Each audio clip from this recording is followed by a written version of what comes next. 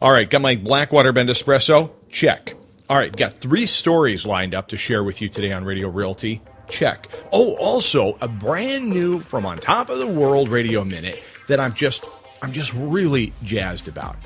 Really excited about it. By the way, who am I? I'm Christopher Story, your host for Great Adventures in Real Estate. Normally, when it's not Thanksgiving Day, we are together for a whole hour. We've got all different segments. We talk about real estate. We talk about money, prosperity, your future, what you can accomplish in this world, in your life. All of that will wait for you and I next Thursday. Today is Thanksgiving. I hope you and your family are gathering together today. I hope that today is a day that you take a little time and think about what it is you're grateful for. I know you're a fan of this program, and you know what that means. You already take stock in all the great things in your life, and you already are living in a place of gratitude, and I appreciate that very much. I'm really talking to myself just to pay a little extra attention and just say, I'm going to sit down and I'm going to be surrounded by family. I'm not going to rush through this moment because you know what? They go so quickly. And in fact, that's one of the stories I've got for you today. It's a Thanksgiving story, the last Thanksgiving I spent with my grandmother. And I wanted to share it with you. And some people have said, hey, it's a pretty personal story. Is that really something you should put on the radio? And absolutely. Absolutely. You and I have talked about this before. My life with a microphone. That's what this show is. And I wanted to share this with you. Also, I've got 2 more stories lined up. And then another, what I consider to be one of the, maybe my favorite On Top of the World radio segments. Maybe one of the reasons it's my favorite, and I'm just thinking out loud now, is because it's about my grandparents in Florida. Now, I grew up with grandparents here in Homer, Alaska, and then I had a set of grandparents, my paternal grandparents, in Florida. And boy, talk about 2 different opposite sides of the American experience, Alaskan adventure, and then right in the heart of Disney World. In fact, my grandfather, Ed, worked at Disney World for, I think 35, 40 years. He met Walt, in fact, before Walt passed and before Disney World was open. He actually met Walt. Walt and Roy would come through and meet the crew building this, amazing place there in Central Florida. Anyway, so I'll play one of it's new. Maybe you just heard it yesterday. I don't know, but you'll hear it again today. It's one of my favorite On Top of the World radio segments, and it's about my grandparents in Florida, Billy and Ed. So, well, listen. A couple of different things, too. I thought it would be very important to reach out today and say, the reason that Radio Realty comes to you each week and is also heard, by the way, on topoftheworldradio.com and rebroadcast there around the world is because of our great sponsors. You listen, and so our sponsors are there. Without them, you and I wouldn't be having this conversation. So I just want to say, again, thank you for listening. Thank you, our sponsors. And in no particular order, I just want to say thank you to Jenny Chissis over in Soldovia Properties. Look her up. Jenny is awesome. She's good people. Really, really she is. Biocycle Alaska. Gus and Diane, Biocycle system for your septic needs. Awesome system. Really making some property that is otherwise unusable, usable once more. And Greg Wire Construction. Think snow plowing. I know, there's no snow yet, but there will be. Get ready, get on the list. Also for ground clearing, paving, construction, roads, anything you need, Greg Wire Construction. And we'll continue our list here after this story. I hope you enjoy it. This story I wrote, we'll get to my grandmother's last Thanksgiving. This particular story is all about you. The sun was high in the bright sky over his head, and the heat on his back was unbearable. Rowing in the midday sun took every ounce of energy and then some. By the time the sun began to sink into the horizon, his eyes would be mere slits from squinting all day. There was no time to rest the muscles, now aching and screaming for a break. To make the shore by nightfall required extreme effort, and if they were to survive, the little 40-foot open vessel must be beached. North winds would surely swamp the boat otherwise and leave the men exposed to the waters teeming with sharks and all manner of predators. Yes, everyone's survival was dependent upon each pulling against their oars with all of their might. A simultaneous effort with maximum output. Any stoppage, you see, or slowdown, could be costly, with the ultimate price being death. John pulled rhythmically against his oar like a machine. After a while, the body becomes conditioned to the pain of the muscles tearing and blood vessels swelling. A numbing sensation takes over, and one's even left with a euphoric sense of routine, which becomes welcome and sometimes even comforting. John knew that his rowing team was dedicated to their own survival, and that everybody on board had his own reason to survive and make landfall. After several hours of intense rowing, John looked up from his trance and realized that only 22 out of the 24 were rowing. For some reason, 2 guys were standing near the front of the boat, drinking water and pointing out to sea. John concluded they must be consulting the navigator on directional signs, and he went back to his own work with his head down, putting in even more effort than before. Another long period of time went by before he thought to raise his eyes from the deck and survey their progress. This time John noticed about a half a dozen men that were standing about and talking and ignoring their oars. He mentioned this to the man seated beside him. He grunted back that some of the men were given special relief passes for periods of time due to muscle fatigue syndrome. It was against the law to deny them their rest periods based on a doctor's note. John was sure that they would be back at their oars in short order, not for him to flout the law. Besides, everybody on board had the same incentive to survive and get back to shore. He redoubled his efforts and lost himself once more in his work. The sounds of the lapping from his oar became a symphony of joy in his ears. Not because he liked to row so much, but with each note played, he was closer to home. With every dip of his oar, he was hearing the sounds of life, joy, and happiness waiting for him at the end of his journey. That alone was keeping him going through the exhaustion and pain of extreme effort. He smiled to himself and knew that with everyone rowing, he'd surely be holding his beloved Tamara very soon. Expecting their first child, he was the proudest and happiest man on earth, he was sure of that. More time went by. The sun was making a slow and languid move to the ocean. The heat was intense and the thirst overwhelming.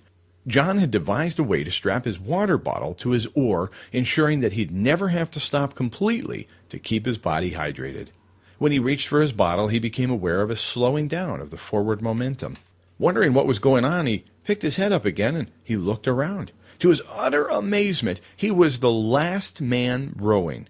Not a single paddle outside of his own was in the water. Every man was lying about or standing on deck enjoying a smoke or a cool drink of water. Finishing his drink of water to lubricate his vocal cords and hydrate his parched mouth, he set down his own oar and yelled out, "What are you all doing? I'm the only one left rowing. How long have we been going in circles? When did you stop rowing? Don't you want to live? Don't you want to survive? Pick up your oars. Row for the love of God. Get back to work." A large man standing closest to him looked down at John. He scowled and said, "If they ain't going to row, then neither am I." The behemoth was pointing to a group of weakly men huddled nearest the bow, in the protection of the navigator, who was tasked with enforcing the law and the code of the boat. John looked at the navigator and said, "Aren't you going to make them row? What's wrong with you? We'll all die out here if we don't get back to work. I can't be the only one rowing or we'll go nowhere. Pick up your oars and work. Work for yourselves, your families." The navigator spoke up and said, "Hey, I'm just following the rules, man. These guys have notes from their doctors. I have to honor muscular fatigue syndrome policy. They cannot be forced to row against their will. Then they'll die. Is that what they want? Do you want to follow that policy or survive? Look, John, I don't make the rules. I enforce them." John scanned all the men just standing around, and he stood up on his bench. "Will none of you join me?" he said. "Will none of you pick up your own oars and put us back in motion going home? Have you all lost the will to live?" A portly man with arms like pythons sat down and said, "Why should I work my tail off for what they're paying me? The chief oarsman's making twice what I make." John looked at him in the eye and said, "How long have you been an oarsman?" "This is my second journey," he said. "Well," John said with a tone of sympathy, "the chief's been rowing for 11 years. Don't you think you could be making what he is if you put your mind to it, and you put in the time, and you earned that position?" John was losing his temper now. "What about the rest of you? Don't you want to live?" Yelling and screaming towards John quickly erupted in a storm of voices with no one listening to the other, everyone talking and arguing over each other. John felt alone, empty, and without words to describe what he was witnessing. With a sigh of fury and determination not to go down on this boat, John picked up his own oar, sat in his place, and he pulled against the concrete of the ocean with everything he had left in him. The boat began to spin. With every stroke, John sped up the circular path of the vessel. Soon the burly man with huge arms picked up his oar. Inspired by John's desire to live and the sweat of his brow, he too rowed with a vengeance. One by one, the men of strength and character picked up their oars and took their places. The vessel began to move slowly forward, and then with a gust of wind at their backs, the boat started to soar once more. The men of excuses rested upon the policy and refused to join the work. They could be heard proclaiming their rights for miles around about how it wasn't fair to violate their state-sanctioned opt-out. John and enough of the other men worked through the afternoon and late into the night. They didn't make landfall by sunset, but several hours later. Nevertheless, the small ocean-going boat with its precious cargo of determination arrived at last. Avoiding the serious weather that was brewing out there on the horizon, John's back was blistered from the sun, his hands were torn to shreds, and every joint in his body was on fire. He hobbled to the side of the boat, slowly walked the gangplank that was lowered into the shallow water. His feet felt the embrace of the cool water, and he sunk his toes deep into the sand.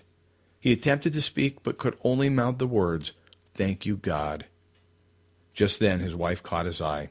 The pain, the suffering, the work, and the brutal day of labor melted away as he ran to her. It only takes one person to make the difference. Will you be the difference? Well, I won't back down. No, I won't back down. You can stand me up at the gates of hell, but I won't back down. Gonna stand my ground, won't be turned around, and I'll keep this world from dragging me down. Gonna stand my ground, and I won't back down. Hey, baby, there ain't no easy way out. Hey, Chris Story here along with you on Thanksgiving Day. Happy Thanksgiving to you. Very special edition of Radio Realty today. Brought to you in part by Hall Quality Builders. Clint Hall, been a guest on this program many times over the years. Love Hall Quality Builders, the whole crew. Pinky, Clint, everybody at Hall Quality Builders from top to bottom. Pure gold. Good people, good company, excellent product. Hall Quality Builders, thank you. KBT and Stewart Title of the Peninsula, the Huff family. Been in title since, I think they actually insured Moses' first deed. They've been around a long time, and I'm telling you what, that matters. And really appreciate Kachemak Bay Title and Stewart Title of the Peninsula. Chris Huff up there in Soldotna Kenai, Mike and Shyla down here in Homer. Great crew, great people. Kathy, Katie Jo, Brittany, everybody. Awesome crew. Kachemak Bay Title, Stewart Title of the Peninsula. We appreciate you and we thank you. Peninsula Insulation, Dennis Hanschild. The guy's got insulation in his blood. No, I mean, literally. He's been in insulation for the longest time. And you think, well, what does that matter? It matters. He understands the business. He understands homes. And he understands how to give you the best quality product at the best price. Peninsula Insulation. Dennis, we appreciate you too, my friend. So let's dive into this next piece. It's an On Top of the World radio. And again, my grandparents in Florida, such special people, just truly. Ed and Billy Watkins, some of the most humble, decent, kind people I've ever had the privilege of meeting and knowing. From On Top of the World, I'm Chris Story. Edward Watkins loved his wife, Billy, very much. In fact, the last 10 years of their 50-year marriage were dedicated to the sole caring of his beloved Billy. You see, upon Ed's retirement, Billy was diagnosed with a disease that would render her severely immobile. Towards the end of her life, Ed took Billy out to a fine meal. Her hands were tight fists, and she was in constant pain. With her fork between her knuckles, she struggled to eat. As she looked across the room, she noticed a man whose wife had to hold his head up. He couldn't sit upright on his own. She looked at Ed, and she said, "I'm so grateful. I can sit up." Sure feel sorry for him. You and I can learn a lot from Billy. You've got so much. Look around. You're on top of the world. I'm Chris Story.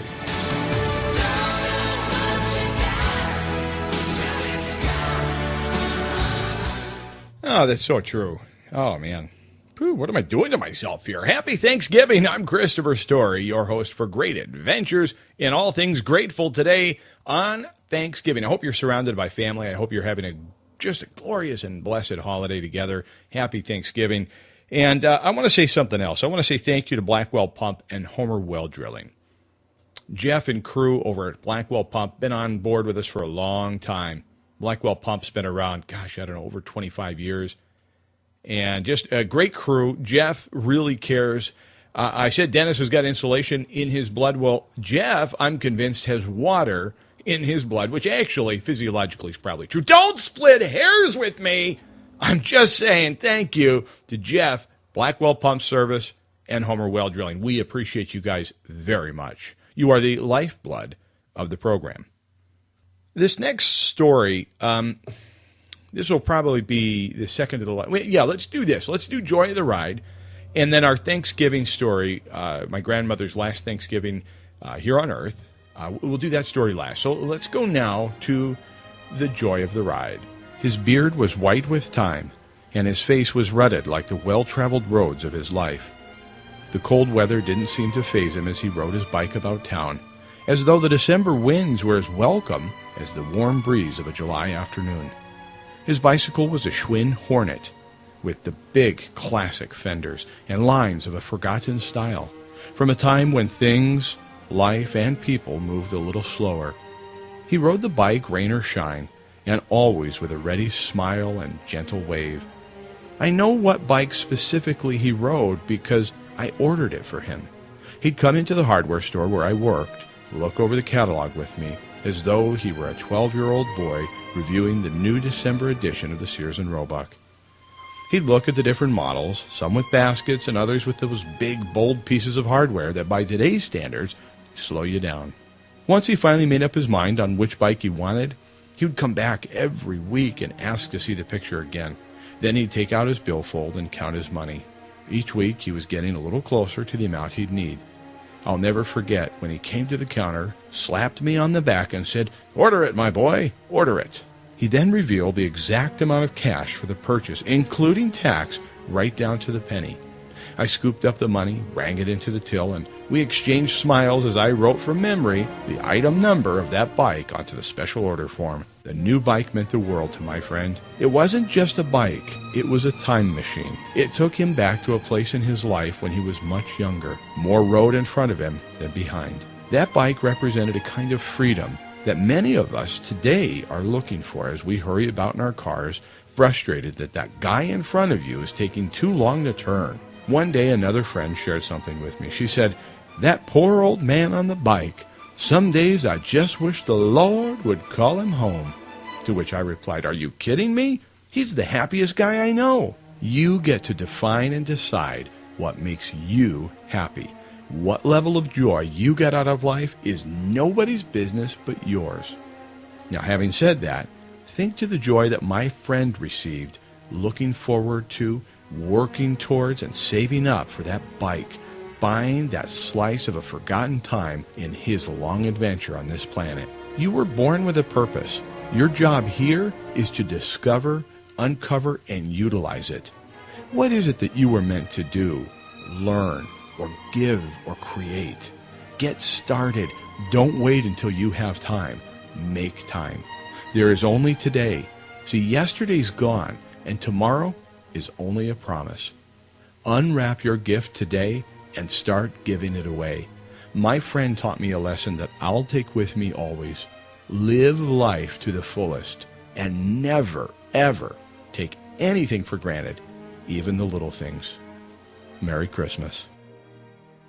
And of course, happy Thanksgiving. I'm Christopher Story. Thank you so much for being here today. A very special edition of Radio Realty brought to you on this Thanksgiving 2014. Thank you, Mr. David Becker, who's engineering and producing this program back up at the mothership of KPN FM 102, sacrificing time with his family to make sure that you've got all the music, news, and information that you can use on this Thanksgiving Day. Wherever you are, we just say thank you and happy Thanksgiving. I want to thank right now a couple of great lenders, Residential Mortgage and Hilda Stepkins. Again, been on board with Radio Realty for 6 years now. And it occurs to me that her and Rhonda Johnson with Alaska USA Mortgage Company are both broadcasters with me. Every other week, I speak to both these ladies about mortgage insurance, rates, new programs, how to clean up your credit, how to protect your credit, how to be more financially response-able, and how to get a mortgage. And it's just fantastic. So Rhonda Johnson with Alaska USA Mortgage Company, thank you, and happy Thanksgiving to you. Hilda Stepkins with Residential Mortgage, thank you, and happy Thanksgiving to you as well. Let's go now to my most recent story. It's one of those things. It's a tough one. I'm not even going to talk about it. Let's just go now to what I might have said. Why is the sun shining today, of all days? Don't get me wrong, like everyone else, I love a sunny day. But this Thanksgiving morning, we are busy getting ready for the big family gathering. Looks like about 20 people this year. The last thing we need is the sun shining through the windows, showing off every piece of dust, lint, and streaks on the glass. You think about the holidays from your childhood, and your memories are flooded with carefree laughter, playing outside with the football, the smells of roasting turkey, and fresh baked pies. Ah, yes, the holidays for children ought to be that way. And for adults, the pressure's on. Lump-free mashed potatoes, gravy that tastes the way Mom made it, and the turkey, well, it should be golden, sport a crispy skin, and have tender, moist meat. The living room, family room, and guest bath, well, they better be shipshape and sparkling clean. Oh yeah, did we remember the sparkling cider for the kids and Uncle Don? Okay, so the sun is shining, and we need to do another vacuum around the house, one more swipe at the windows, find appropriate music for everyone to enjoy. Big deal, right? Being host to the kickoff meal of the holiday season in a large family, that's a rite of passage. Come to think of it, the twinkle in our parents' eyes as they show up with a couple of side dishes may, in fact, not be holiday cheer. It might be the look of relaxation, the look of one who has paid their dues and now enjoys the fruits of labor from long ago. You see in the movies and TV shows, families playing games and enjoying the antics of their family dog, the small children running gleefully through the house, the kitchen, of course, being the favorite place to chase each other. All the while, family members laugh, tell stories, and watch the mayhem with rosy cheeks and good cheer. Now that I'm grown up, I understand two things.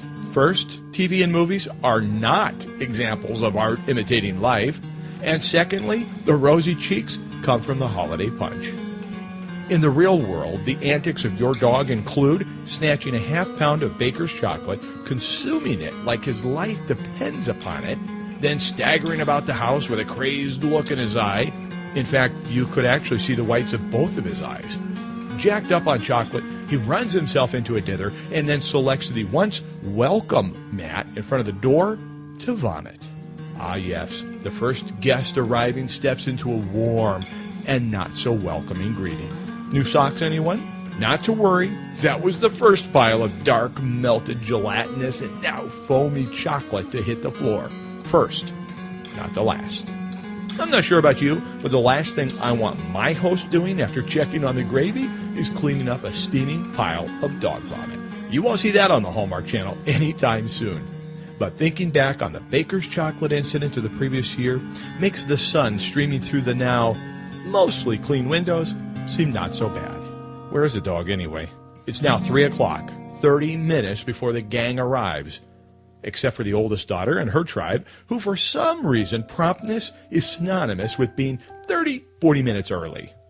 That's okay. Someone's got to sneeze on the deviled eggs. Might as well be one of the kids before everyone else arrives. And when they do, these eggs are delicious, they'll say. We go over the checklist one more time. Looks like we're all set. Wow. This year, we're not only ready on time, we're early. In fact, just early enough to pour a glass of Merlot and take a load off. As we clink our glasses, the doorbell rings. We look at each other and say, it's go time.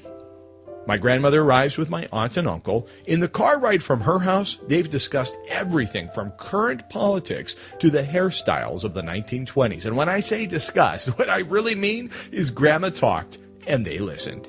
If talking were an Olympic sport, Grandma would have been the Michael Phelps of talking, or Bruce Jenner, or Carl Lewis. She could drink wine, talk, and breathe in a single motion. No one knew how. You never even saw her take a sip either. The glass would drain, and you'd swear she'd never stopped talking. Yes, talking was to Grandma Ollie what swimming is to salmon. We gathered around the table. The light was low outside. The waters of the bay were still, and the city lights were beginning to reflect on them. As we took turns rounding the buffet line, as this is the most efficient way to feed a group, spirits were high, and as the host, the work of the days leading up to this moment simply melted away. All you can do is rejoice in your food, good fortune, and being surrounded by son of a nutcracker! What did I just step in? Oh my God! As I was saying, the family gathered, broke bread, consumed gourmet turkey, and all the traditional fixings. We were blessed, truly blessed, and in that moment I looked around the room. Grandma was talking to the people on her right and left. Everyone else was laughing, exchanging thoughts about everything from national politics to the color of the mountains this time of year. As the dishes were piling up in the sink, I'm always happy to take on this task. I set about my KP duties with an organized rhythm. Before you knew it, the trash was bagged, leftovers smartly stored and packed away for tomorrow, or midnight, whichever came first. My job was done. Turning my attention back to the guests, I realized that they were assembling at the door, gathering jackets, shoes, and handbags. Grandma Ollie sat in the chair we had placed for her in the entryway, putting her shoes on and thanking us for a wonderful evening. This truly was a scene from Norman Rockwell's imagination. We closed the door behind the last person to exit. We each let out a contented sigh. While it's a great deal of work to plan, prepare, and execute a gathering such as Thanksgiving, the rewards far outweigh the output. Then I said what I thought we both were thinking. Thank God they're gone. The stride to my shoulder would have indicated we both weren't thinking it. We took to our chairs, raised a glass to our family, and sipped while we watched the flames dance in the fireplace. We may have sat there for an hour or 10 minutes. That's the thing about being content. Time stands still. Time is funny that way. It stands still for a few moments and then flies when you're not looking. My Grandma Ollie was getting older, but still in good health, high spirits, and again, loved to talk. You know, ain't none of us getting out of here alive, right? I mean, that's just the way it is. However, you're never really prepared for the loss when loved ones go. You couldn't have scripted a better way to go. At home, in bed, in her sleep. Grandma Ollie's spirit took flight. She joined her beloved Art on their next adventure together. As I look back on our last Thanksgiving together with Grandma Ollie, faint memories of her loving chatter come to mind. Had I known that that would be her last Thanksgiving with us, what might I have said? Would I have hugged her a little longer? Would I have sat at her side and listened intently to every word she spoke? The dishes could have waited. What might I have said that morning, knowing that she would be sitting in her chair, alone, watching the Macy's Thanksgiving Day Parade? Would I have made her day by ringing her up and just being on the phone with her for a little while? The dust could have waited. What might I have said when she arrived at our house that afternoon? What might I have said when I refilled her wine glass for the last time? What might I have said as she looked over her shoulder back at our house for the last time? What might I have said if I knew she would not be with us next year on Thanksgiving? This is the question I've asked myself many times. The answer always comes back the same each time.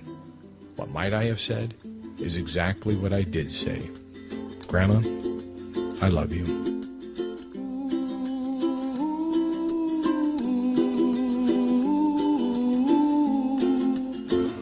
For all of us at Radio Realty, I'm Christopher Story, wishing you a very Happy Thanksgiving. We'll see you next Thursday.